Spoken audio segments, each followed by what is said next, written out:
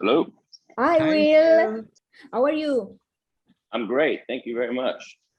I'm I'm at the beach, so I'm very happy right Oh, now. Oh, wow. Very happy. This is my happy place. You guys are in Italy, right? Yes, yeah. yes. It's Where Nello in it? and Angela from I'm Evanescence, from, yes, EvanescenceVille. I'm from Rome. and I'm Oh, from you're in Naples. Rome, and you're in Yes. Napoli. Yes. Nice, the best coffee in the world, Oh, Thanks. I know. and the best pizza in the world. Also, yeah. What do you think about the fact that the album immediately rose up to number one in the charts around the world right after its release? Did you expect that? I don't think any of us expected it. I mean, I think we all figured it would do well, but I don't think that we expected that it would do this well, in so many different countries. And, it's interesting in the United States, it's done well. And that's hard to do for a rock band these days because it's such a hip hop and R&B and pop driven thing here. Yeah, Um, but yeah, we're really excited, we're really happy. I mean, and when you go to make a record, for us, I mean, I think we just kind of wanted to make a record that we liked. And, I think that we figured that the fans, our fans are incredible, obviously, and it goes back to like when we did Synthesis, um, that was such a hard left turn for us, and when we went to go do that tour, it was just kind of we didn't know how it would do. We didn't know, are we going to be playing in front of, 100 people a night, or is this going to be a big deal? And luckily for us, the fans supported it, sold out everywhere. And we just had yeah. such a great experience with that. So I think that what happened is that we kind of realized that if we just stay true to who we are, that our fans will come along. And that's kind of what's happened. How are you Awesome. currently going through this pandemic? Have you started any new or particular hobbies to keep your mind busy? Um, I'm just, it's been weird. I've been doing a lot of different rehearsal, like practicing and just kind of working on, my chops and kind of learning some, because as a drummer, you can always just continue to learn. And so I've been doing Of a lot course. of that, spending a lot of time with that. And obviously spending a lot of time with, my immediate family. But here in Florida, um, my state has been opened, like fully open for the last, God, let me think about when did we open up? Um, I mean, almost since like December, last late Oh, November, December, we've been open, like fully open. Oh, So in Florida, it feels normal. It's a little different than some of the other states in this country, and obviously some other places in around the world. I know I spoke to my friend Steph, who plays guitar for Vasco, and he lives yeah. in Milano, and they got locked down again until I think they just lifted it. And it's like for 4 weeks, like leading up to Easter, they were on lockdown. Yeah, So it's we're still on lockdown in Italy. mm, you guys are still locked down. Yeah. yes. Cazzo. Exactly. The right, the right Yeah, words. yeah. Chi cazzo. So, most people spend the pandemic cooking and binge watching a show on Netflix, while you guys put out a new album and gave us four singles before its release. Where did you find the strength and inspiration to do that? Well, it was. I mean, we started recording the record, in February of 2020, so it was before the pandemic. Um, and it's interesting because the plan was always to put the record out now, like when it just came out. And maybe we're a little late, maybe we're 4 weeks late from the original plan, but it's really close to it. And the whole plan was always to put out, we're going to put out 4 or 5 songs, one every couple of months, just kind of let songs come out. And then after like the fourth song or so, the fifth song, then put the whole record out. And so, we started that process in March just as the lockdown happened. So once we did that, we were committed. We couldn't just not finish it. And I remember Amy calling, in June and just saying, "Hey, we've got to finish this record." It's just kind of like, shit, how are we going to do that? But we figured out a way, and I think, I think that the pandemic lent itself to us, lent itself to us making this record. I don't think this record would have turned out the same had we not been doing it in such weird times, you know? Yes. We know you love bands such as Kiss, AC/DC, Led Zeppelin, Korn, and so on. But which sound inspired this new album the most? Which more than ever brought out the hard rock side of the band?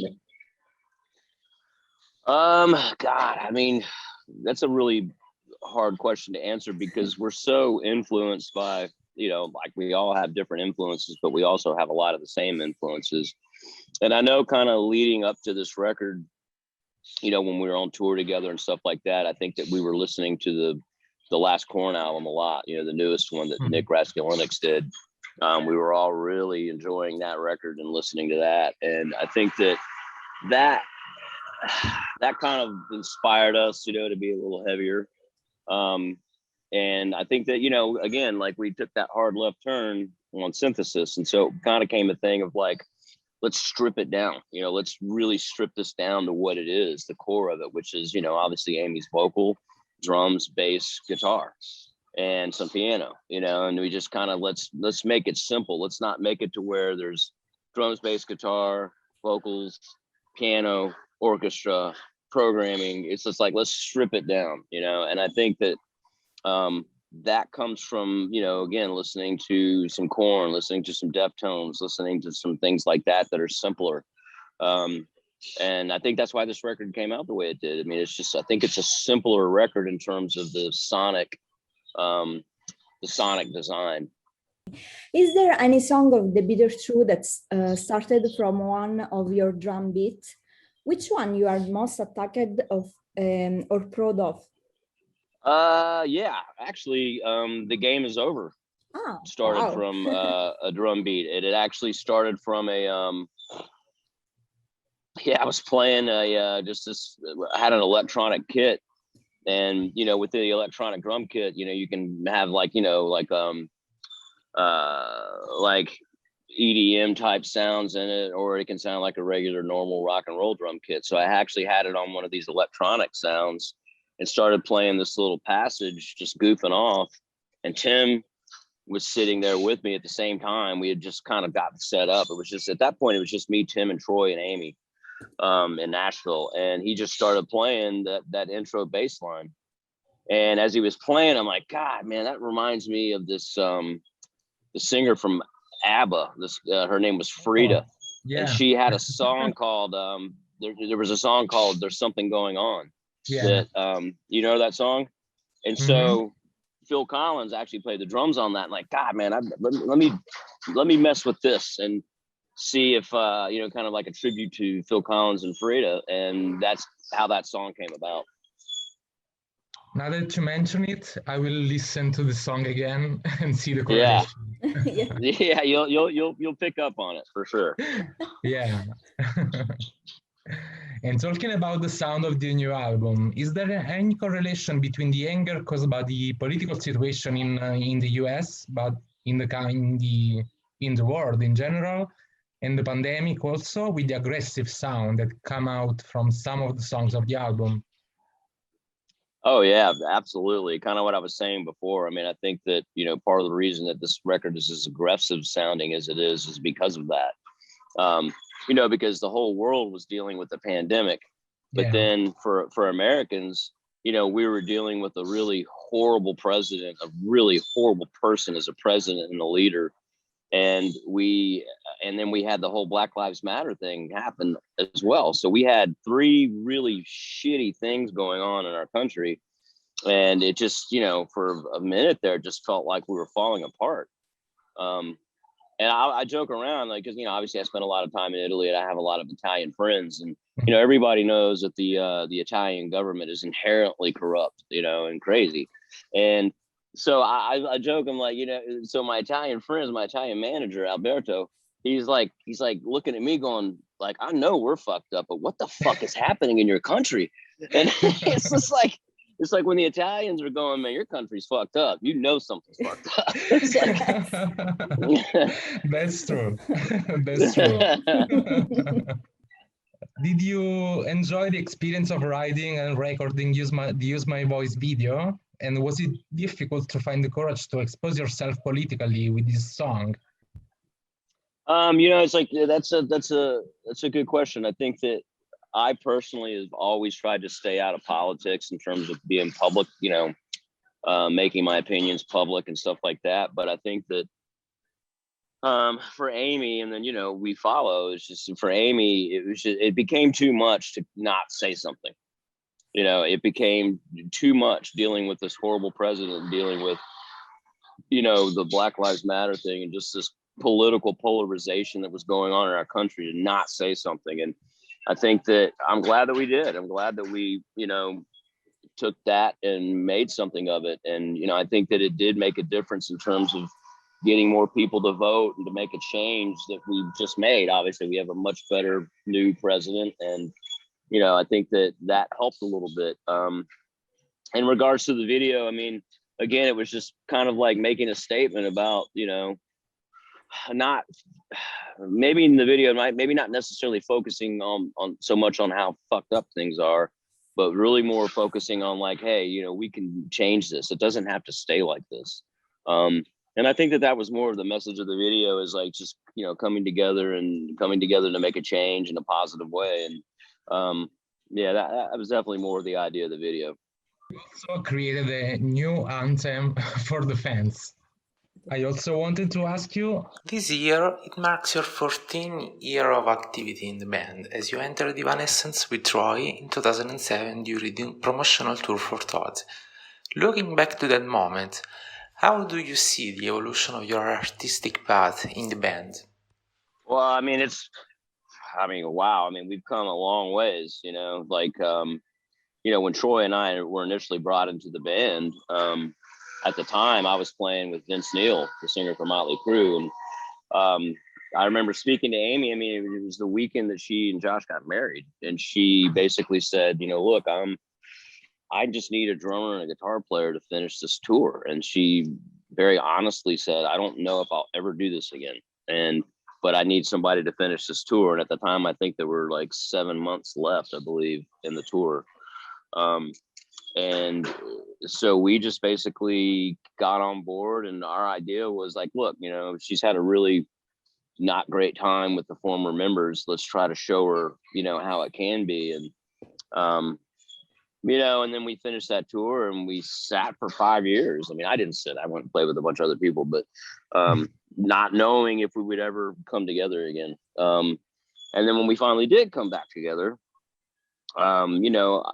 I got to write a little bit on, the 2011 self-titled record. Yeah. But fast forward to now, we've had many more tours and done many more things, and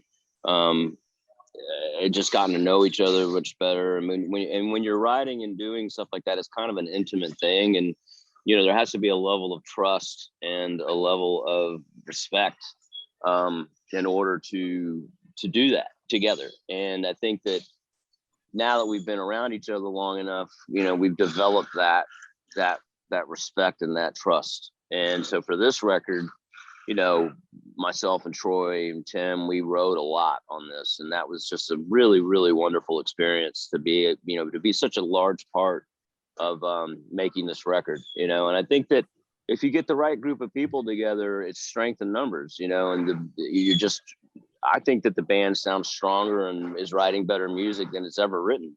And I think it's just because of the combination. It's the chemistry between the five of us. And it's cool, man. It's really neat to see the evolution, because like I said, when we first did it, we did a tour and a part of a tour, and then that was it. And then we had no idea or expectations that we would ever do anything again. And here we are. So it's just really awesome. And it shows on the music.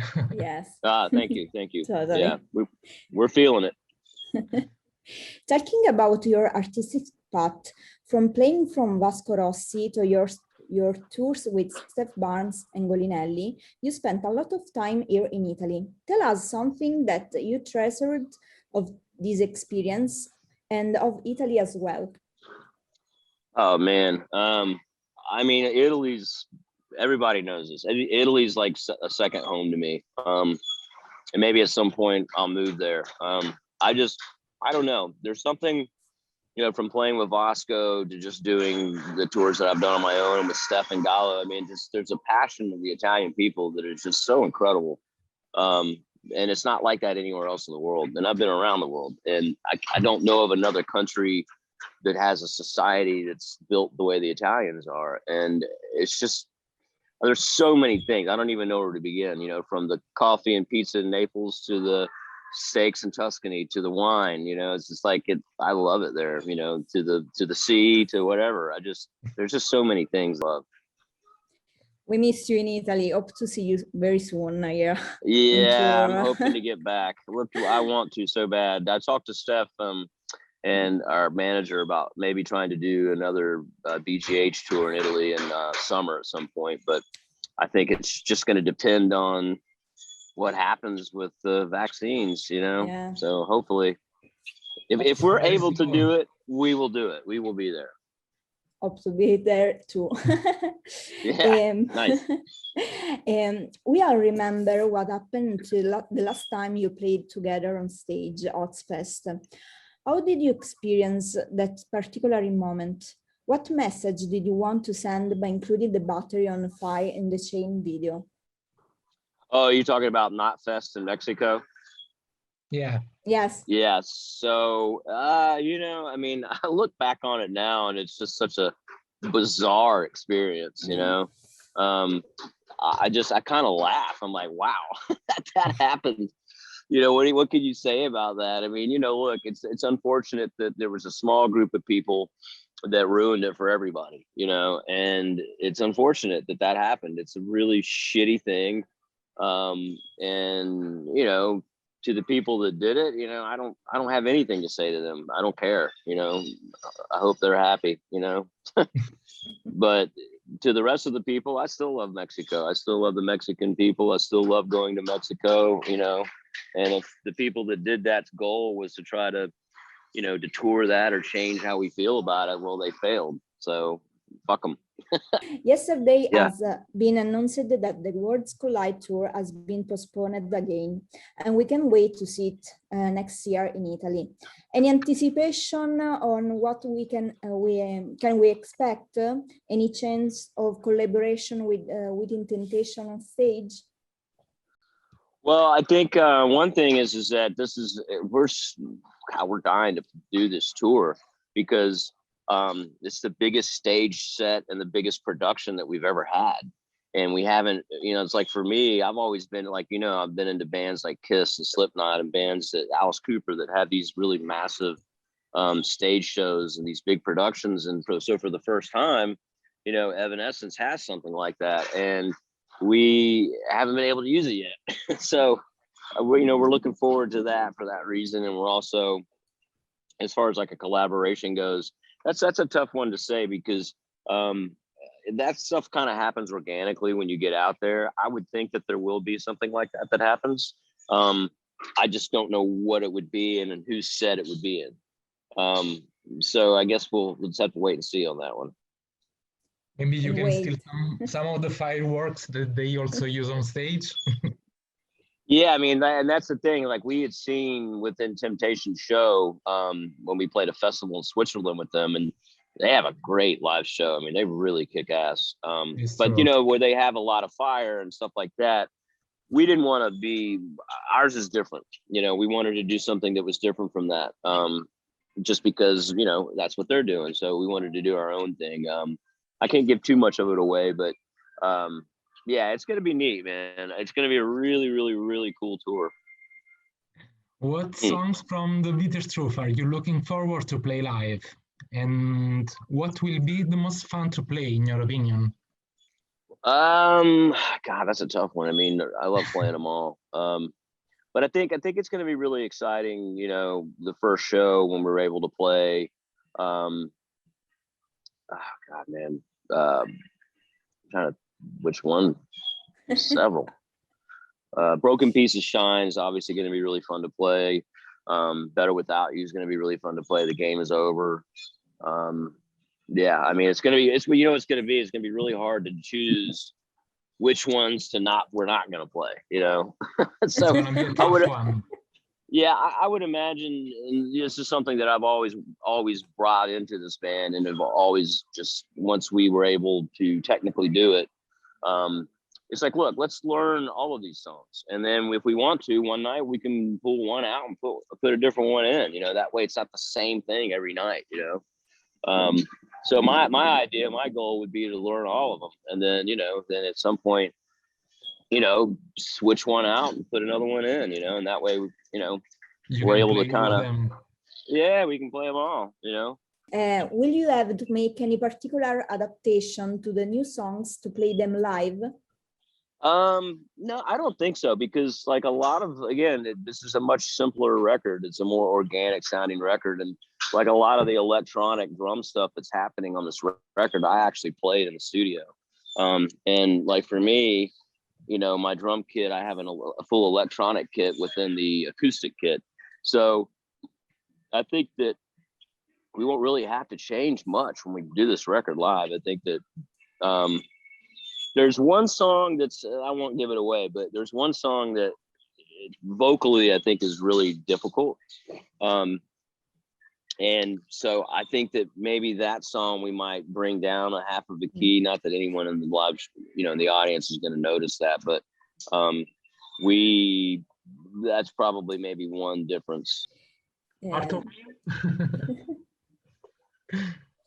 That's one of the highest and strongest for vocally, but also Yeah, it's the song, we were actually just talking about it. Blind Belief, maybe? Yeah, Blind Belief. That's exactly right. I read a tweet by Amy about this, and she said blind belief, and yeah, right. That's exactly right. Yep. Okay.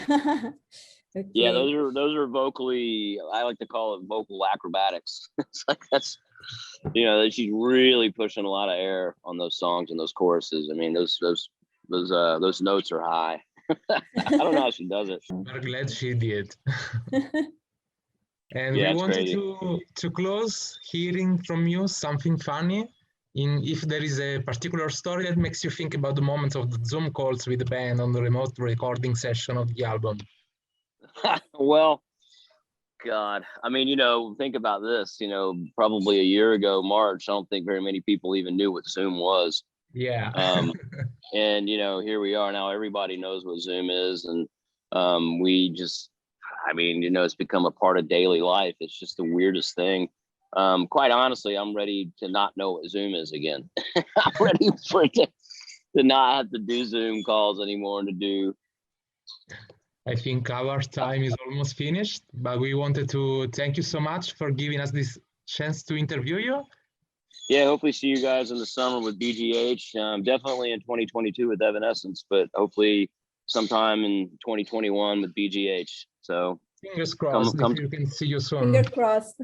Yeah, thank you guys. Thank you. Very Thank you much. so much, All Will. Thank you. Ciao, ciao, ciao.